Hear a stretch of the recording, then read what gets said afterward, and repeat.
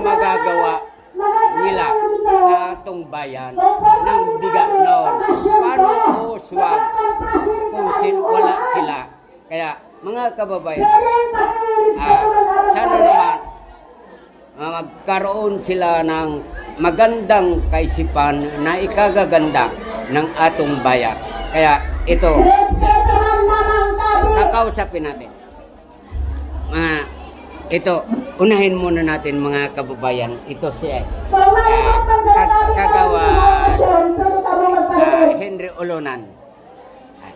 Ayan po, sir, bilang kagawad ka ng municipality ng Biga, so, ano ang magagawa natin? Anong mga idikain sa atong bayan? Unahin muna natin ang kapakanan ng mga kababayan. Siyempre, bago ang lahat, titingnan natin kung ano ang mas lalong kinakailangan ng bawat isa, lalo na ang mga nasa laylayan. Kasi nakikita ko may mga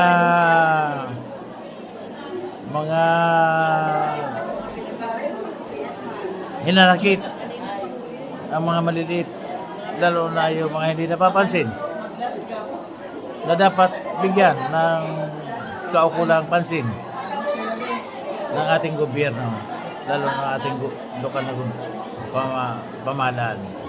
Kaya ako bilang ayan po mga kababayan,